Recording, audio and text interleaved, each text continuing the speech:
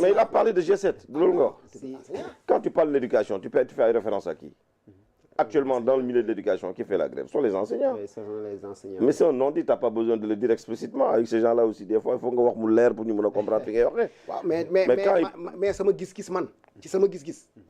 voilà ci sama gis-gis. mais ne ko bàyyi moo. ah déedéet parce que yow yaay si di wax. moo tax il faut ma relaxer ci yéen ñi peut-être. ne ko bàyyi ma wax. waaw kay bisimilah c'est-à-dire ma bàyyi ma wax de. bisimilah loo aja. c'est-à-dire je dis en fait rien d'intéressant. parce que pàcc bu yaatu la bëgg nañ si taxaw. voilà moom en fait loolu laa ko bëgg a wax mais en fait. mais lii d'abord lan lañ si mën a je n'attends rien d'important ci li muy wax. parce que du wax dara am lu am c'est solo. le premier ministre. non c'est le président de Pastef. parce qu'il a dit le président pro lañ bind lan lañ bind du pro. justement pro mooy lan président Ousmane Sonko. donc il parle aux Pastéfiens et à son parti c'est tout. il me parle pas à moi. parce que déjà kii bu taxee naan ndax man duma patriote. patriote ci seen entendement ñoom man duma patriote. c'est un patriote qui casse. un patriote qui fait dans la diffamation. Un patriote qui fait dans la médisance. Un patriote qui fait dans la destruction du bien commun. Moi, je suis pas un patriote. Bu dee loolu mooy patriote man duma patriote. waaw mais loolu aussi est-ce que du. déglu ma damay bàyyi Diallo bu dee loolu lay woowee patriote man duma patriote parce que loolu lañ xam ci ñoom.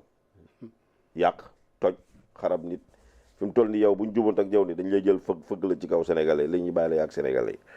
loolu lañ defoon Macky Sall ils l'ont réussi ils sont en train de le faire avec Diomaye certainement ils vont réussir c'est pas mon problème seen cuisine interne la ñoom seen biir la. parce que ñoom ñoo ñu jaay ticket Sonko Diomaye Sonko ñu ñëw bu sénégalais yi jox leen confiance à hauteur de 54%. ñu leen doxal leen mais ils sont incapables de gérer ce pays et ça tu le sais tout le monde le sait nous le vivons au quotidien la preuve ba nga ñëwee toog vous avez congédié combien de personnes vous avez renvoyé combien de personnes 30 000 employés soi-disant que c'est des en griffe des apéristes ils étaient de l'ancien régime il y a pas de problème malgré qu'ils soient des Sénégalais mais ils ont été congédiés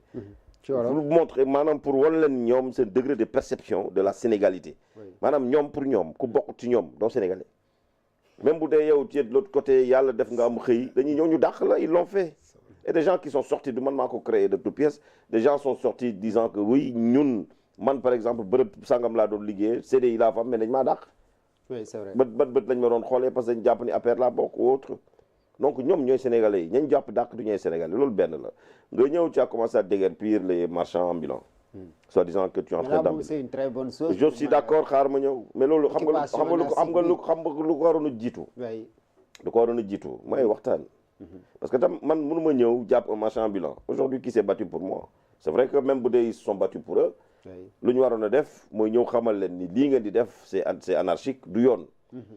mais en lieu et place de salir d'une telle façon de faire damay ñëw ma proposer loo xamante ne bu subaa boo ci nekkee doo taxaw di naqarlu li tax ma jëlee la fa ma la jëlee woon loolu benn la nga ñëw yàlla monde des étudiants avec les avancées que Macky Sall a eu à consentir pour ses étudiants moi j'étais étudiant j'étais à la fac département histoire la nekkoon et j'ai été gréviste aussi les Ndéné Mbodj bi ngay gis nii les Toussaint Manga les Thérèse Faye tous on a tous été des contemporains à l'université on était dans la même amicale de la faculté des sciences humaines on était des grévistes un étudiant bu xasee ba am un acquis c'est un acquis bàyyil ko et vous dites que voilà les étudiants ñu ngi leen di fay bourse waaye rappel duñu leen ko fay c'est quoi le rappel parce que yow tey bu dee da nga jàng premier cycle nga jàng licence 1 2 3 nga war a dem master xam nga master c'est une sélection parce que là ça concerne les grands du master là jël tu es habilité c'est-à-dire à t'inscrire en master ñu defaral la ko par exemple en janvier cours yi nar a démarrer par exemple en octobre exemple laa la jox de janvier bii mu nar a démarrer octobre léegi yow ba cours yi di commencer nga ñëw inscrire ñu ne la yow pendant tout ce temps là on ne te paye pas te ñoom ñoo la bindal ne la yow da nga war a dem en master pendant cette période là yow tu es boursier parce que tu as franchi un cap mais moi ce que je dis par rapport à cette ak ñii seen cuune seen ñàkk mën-mën seen ñàkk xam luy état parce que moom seen premier ministre boo ko déggee muy wax moi j'étais sidéré keroog bu muy toog assemblée nationale taxaw ni man maa joxe ordre et j'assume pour ñu dem defi li ñu def parce que on a reçu des renseignements mais cuune weesuwul yow nga am renseignement demal ci fang da nga jàpp ay boye koy def ay étudiants ce sont pas des extraterrestres vous les avez ciblés mais woo leen nga leen booy ñëw leen ñu waxtaan mais à quoi bon ngeen dugg université jour boobu ngeen di dugg booy dañoo taxaw ne ñun xeexuñu dañoo xiif mais lu taxoon ñu dugg parce que ña daan jaar ci ginnaaw di jàppale booy mu nekk de bonne volonté loolu moo leen naqari face à l'incapacité de l'État à faire face aux difficultés des étudiants des Sénégalais honnêtes citoyens honnêtes ñëw di taxaw naan étudiants yi nañ leen dimbali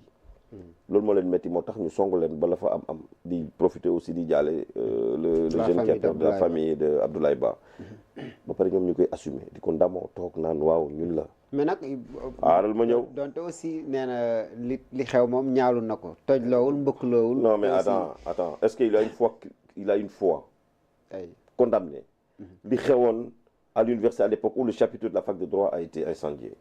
est-ce que mus na condamné à l'époque où l'EBAD a été incendié est-ce que naqaru na à l'époque où les véhicules des PATS ont été incendiés à l'université parce qu'il n'y avait pas de problème entre l'État et les étudiants il y avait un problème entre un monsieur et une fille en griffe qui leur aurait dit que voilà état bi moo ko complot tu vois ce que je dis booy génn di ko xeexal mais période boobu noonu booy ñu ngi leen doon fay seen bourse kenn retardé wul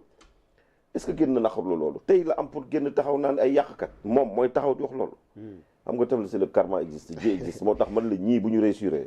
kon nga xam ne ni Dieu n'a pas juste et Dieu est très juste du ñu réussir très bien Massar par rapport ak sortie ba tey yow lan nga jàpp ne mën nañu génn ci situation bi nekk encore dama lay poser waat question bi parler beaucoup est-ce que du loolu lañ nekk di def nii par rapport ak xëy na liggéey bi waaw sa waay maa ngi koy sama débatteur maa ngi koy salam maa ngi lay waxaat baax di la wax ni del bàyyi xel ci li ñuy wax parce que lu ngeen jàng-jàng même suñ ci maanaam mën nañoo am sax cofe tuuti ci lu ñu xam ñun ci communication waaw xaaral ba non bàyyil ba ma pare non bàyyil yow da nga sànq da nga hésité ne man waxuma la patriote débat bi la ci débat bi la non da ngay bàyyi waaw non loolu laa lay wax da ngay déglu tamit non déglul parce que yow da nga wax gis ngeen waaw kay dafa am loo xam seen parti aussi yéen waaw kay patriote dama la bëgg a wax ni la waaw non bàyyil ba ma pare Pastef les patriotes waaw xam nga tubaab l'article défini à son sens l'article indéfini à son sens man li ma bëgg a wax dinaa ko wax là à la rigueur nit man mi ngi ni Pastef les patriotes maanaam ñoom ñooy patriotes yi ma ne li ma bokk ci ñoom du patriote ma ne li ma bëgg a wax man dinaa ko wax xam nga lu tax ma bëgg dinaa ko wax mooy da nga yow sa bopp da nga cité ne man maa ne la doo patriote yow loolu nga wax waaw non dafa ndaag parce que man du patriote Pastef waaw non dégg-dégg la non man yow déglu li muy wax allez-y li ma bëgg mooy nga xam ne lii seen problème wax nga ko léegi mooy ne nga dul réussir ci loolu boobu ba léegi yéen a ngi wax ñuy jéggi rek di dem boobu ba léegi yéen a ngi koy wax problème mu étudiants yi nag li ma ciy wax leen rek la mooy dinañ si ñëw mais avant cela lii nii parce que li muy wax nii dafa mel ni dafa am loo xam lu président Ousmane Sonko wax la pour dafa mel ni sañ-sañ lay jaay foofu loolu la wax waaw Ousmane foofu moom xëy na mais lan mooy état état da nga war a faible ah d'accord l'état non damay laaj ndax état dafa war a faible waaw mais non c'est que il faut non l'état warul faible état du faible l'état ne doit pas faible xaaral état du faible ay li ngeen bëgg non xaaral li ngeen bëgg yéen non dafa ndànk yéen li ngeen bëgg munul non mi ngi wax ak man parce que man maay wax ak yow ñun ñooy indi débat gisee débat bi ma lay wax ni da nga may déglu yow yaa may déglu yow il faut nga déglu ma am courage tuuti boo waxee ba pare nga bàyyi ma may ma wax loolu la nit di def boo waxee da nga may bàyyi ma wax d'accord dama ne la ñun étudiants yi li président Ousmane Sonko wax ne c'est Achim man maa jël loolu man maa ne nanu dem dugg ci biir kii bi xam nga loolu la wax mais taxul mu ne dem leen yàq dégg Ousmane Sonko wax ko taxul mu ne dem leen yàq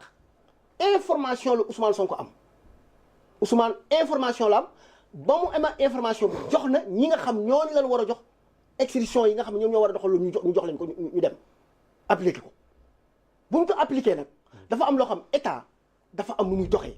mais du Ousmane Sonko moo taxaw ci biir université bi naan dem leen toj wala dem leen xaañaa wala dem leen attaqué université bi waxu ko mais est-ce que waroon na mën a joxe ordre ne nañ fa dem vu que moom moo taxawoon aussi ne Francis parce que